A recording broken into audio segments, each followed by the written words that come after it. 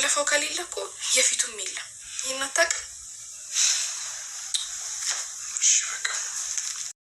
ቤተሰብ በጉጉት ስንጠብቀው የነበረ የጽናት ድራማ በከፊል ወደ እናንተ የክፍል 6ን ይዘን መጥተናል።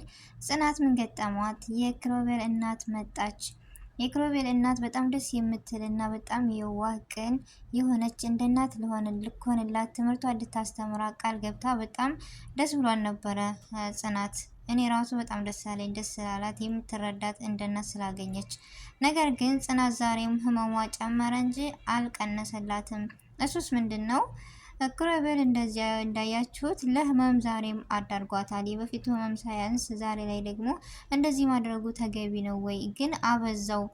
ለምን የዚህን ያክል ኪሩቤል እንደዚህ የሚያደርጋት? ናሆሚ ይሻለኛል እኔ ከኪሩቤል፣ ምክንያቱም በትንሹም ቢሆን የሆነ የማሰብ ሞራል እየመጣ ነው። ናሆሚ የሆነ ክብር ሊኖረው ይገባልና ኪሩቤል አብዝቶታል። ቤቲ በጣም መጥፎ የሆነች እንጃ ከጽናት ጋር በፍጹም የማይገናኙ የኪሩቤል እናት ራሱ እንዴት እንዳለቻት አይታችኋል። በመጀመሪያ አሰላሙ አለይኩም ወራህመቱላሂ ወበረካቱ። ወደና የተከበራችሁ ውድ የነፍሳ የዩቲዩብ ቤተሰቦች እንዴት ናችሁ? ደህና ናችሁ ወይ? ከኔ ጋር አልሐምዱሊላህ። እንዲሁም ክርስቲያን ወንድሞቼ ሰላም ብያለሁ። በያለንበት የዓለም ዳርቻ ሰላማችን ብዝት ተረፍ ተረፍረፍ ይበልልኝ። አላህ ሀገራችንን ሰላሟን፣ አንድነቷን፣ መተሳሰብ፣ መከባበርን ይመልስልን። ሁላችንም በዱዓ በጸሎት እንበርታ። ውድ ቤተሰቦቼ በውጭ የምትገኙ ወንድሞቼ አላህ ከቶ ከመቅረት ይጠብቀን። ለቤቴ አዲስ የሆናችሁ ደግሞ ሰብስክራይብ በማድረግ ቤተሰብ የሆኑ አዳዲስ ነገሮችን ወደ እናንተ እናቀርባለን። ነባር ቤተሰቦች ከኔ ጋር ሆናችሁ ላይክ፣ ሼር፣ ኮሜንት እያደረጋችሁ ስለምታበረታቱ ከልብ አመሰግናለሁ። ዛሬም ነገም ብርታታችሁ አይለየኝ ይላለሁኝ። እና ዛሬ በጉጉት ስንጠብቀው የነበረ የክፍል 6ን የጽናት ድራማ ወደ እናንተ ስናመጣ ከዚህ ድራማ ግን ምን ተማራችሁ? እስኪ ሀሳባችሁን። እኔ ይህን ተምሬያለሁ የሚል ማን ነው? በኮሜንት አሳውቁኝ። አንድ ድሃ መኖር የሌለበት ወይም አንድ ድሃ መኖር በቃ የሚባል ነገር ሁሉም እየመጣ የሚያላግጥበት እኔ እንጃ። በዚህ ነገር እኔ ይሄን ወስጃለሁ እና ጽናት በጣም ደስ ብሎኛል። የኪሩቤል እናት መታለች እንዳያችሁት የሰሩት ድራማ በጣም ደስ የሚል። እናቱ ደግሞ ቃል ገብታለታለች ትምህርትሽን እንደምትቀጤ ከሰዓት ምናምን ብላ ልክ እንደ እናት እንደምኮን ከልጆቿ እንደማለያት እኔ በትህትና በስነ ስርዓት በክብር ቤቴን ጠብቀሽ ስለቆየሽኝ ልክ ከልጆቼ እንደማለየሽ ብላ በጣም ደስ የምትል እናት ነችና ቃል ገብታላታለች። እሺ ብላ በደስታ ተለውጣ እንዳያችሁት የኪሩቤል እናት ስትመጣ በውሃ አራይታ ምናምን ተነስቶ አሁንም አንቺ ይሄ ስራ አለበት ምናምን በማለት ኪሩቤል ከሷ ላይ ከጽናት ላይ አፈጠጠ። ለምን የዚህ ሁሉ ግፍና መከራ ብትናገርሳ ነገሮችን በማለት በሆዷ የምትይዘው የዋህ ጽናት ደግሞ ነገሮችን ለማዘር ማናገርም ሆነ ማሳወቅ አልፈለገችም። ከነገ ዛሬ በማለት ነገሮችን እሷ ናሆሚ ፓስፖርቷን እንዳወጣላት እና ነገ ዛሬ ለአንድ ወር የምጠብቀውን በጉጉት እየሰራች እየተበደለች እያሳቀች ነው።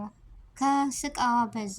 ለምንድን ነው ሁሉ ስቃይና መከራ የበዛባት? እንዳያችሁት ቤቲ መታለች። ስትመጣ ማዘሬ እዚህ አለች ብሎ በጣም ደስ ያለ ነገር ምን መሰላችሁ? ኪሩቤል ዛሬ ምን አላት ለቤቲ እናቱን እንደዚህ ብለሽ ስትሳደቢ ለራስሽ ክብር ይኖርሽ፣ አንቺ ራስሽን ካላከበርሽ ማንም አያከብርሽም ብሎ ሲናገራት በጣም ነው ደስ ያለኝ።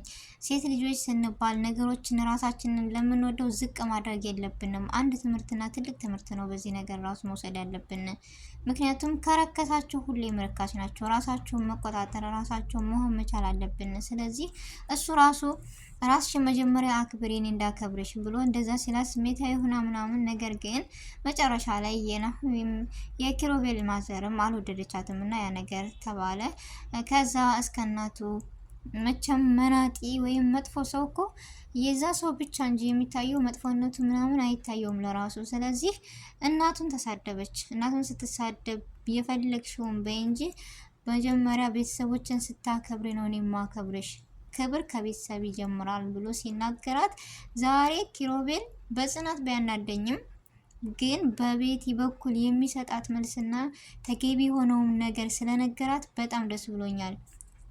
ይህ ራሱ ትልቅ ትምህርትና ደስ የሚል ነገር ነው።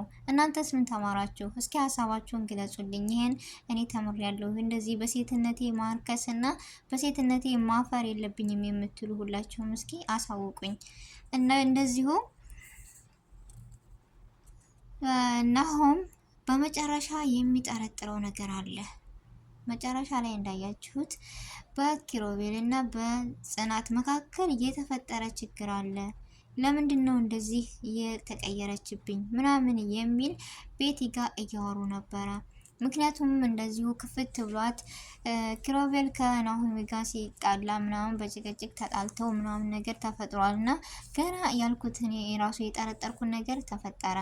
ገና ብዙ ነገር ይፈጠራል። ምክንያቱም ግልጻዊ አለመሆን ለጓደኛም ሆነ ምንም ቢፈጠር ግልጽ መሆን መቻል ግዴታ ነው እና ስላልተናገረ ሁላቸውም በራሳቸው መንገድ እስከሆነ የሄዱት ጸብ አይቀርም እና ይጣዳሉ። ስለዚህ በጭቅጭቅ ሲጣሉ ኪሮቤል በጣም ተናዶና ተጸጽቶ በጣም ተበሳጭቶ ነበረ።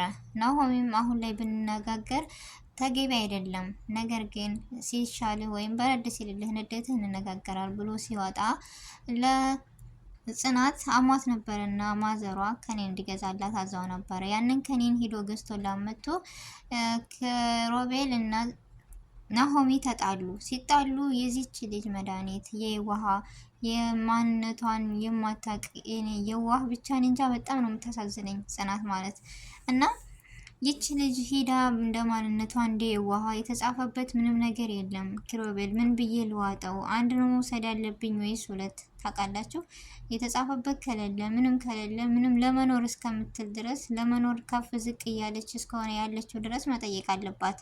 መድኃኒት ምንንም ወስደን ዝም ብለን መውሰድ የለብንም። ስለዚህ ስትጠይቅ ስሜታዊ ሆኖ ጥሩ መልስ እኮ ወይም ጥሩ ንግግር ዝምታም ጥሩ ነው። ነገር ግን እሱ ስሜታዊ ሆኖ ስፈልጊ ሁሉንም ዋጨው ማለቱ ተገቢ ነው? ኪሮቤል እዚህ ጋር በጣም ተሳስተሃል። ምንም አታውቅም ወይም ይህም ማድረግ ለጽናት ተገቢ አይደለም።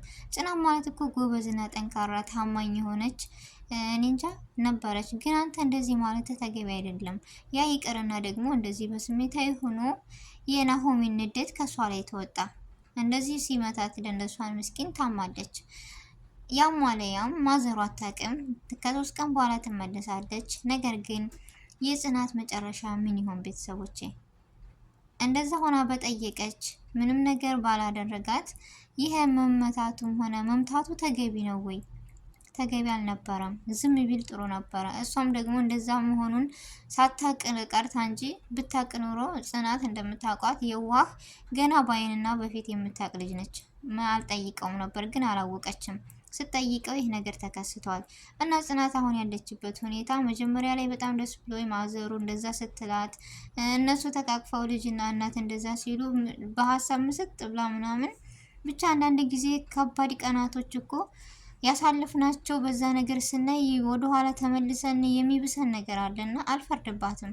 በህፃንነቷ ስላጣቻት እናቷን እንደዛ ስታይ የሆነ በቃ ሄደችና ኪሮቤል ለማዘሩ እንደዚህ ነው ብሎ ሲያስረዳት የኪሮቤል እናት በጣም የተባረከች በጣም ደስ የምትል እኔ እንጃ ምርጥዬ እናት ነችና ሂዳ አጽናናቻት። እኔ እንደ ልጆቼ ነው ማይሽ፣ እኔ እንደዚህ ነው በያታልቅሽ ምናምን ብላ እንባዋን አባብሳ ምናምን ሂጂ ተኝ ምናምን ብላት ገባች ቤት። ነገር ግን ጽናት በጣም አዝና ነበረ፣ በጣም ተከፍታ ነበረ።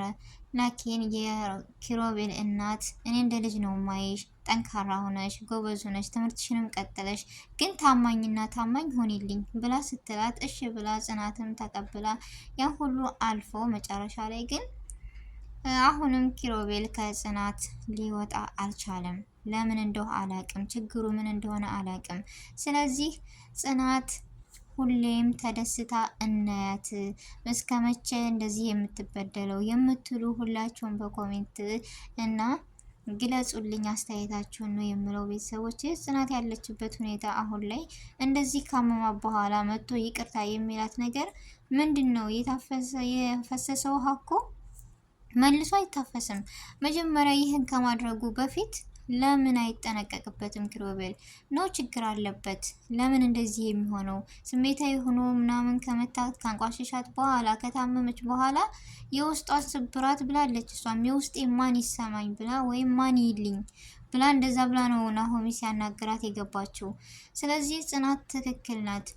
ከዛ ቤትም ትውጣ የምትሉ በጣም ነው የምታሳዝነው። በጣም ነው እኔ እንጃ አንጀቴን ነው የበላች ጽናት እና ሁሌ ለቅሶ ሁሌ ደግሞ ይደብራል። ስለዚህ የጽናትን ደስታ የምታዩ በላይክና በሸር በኮሜንት አሳውቁ ቤተሰቡ።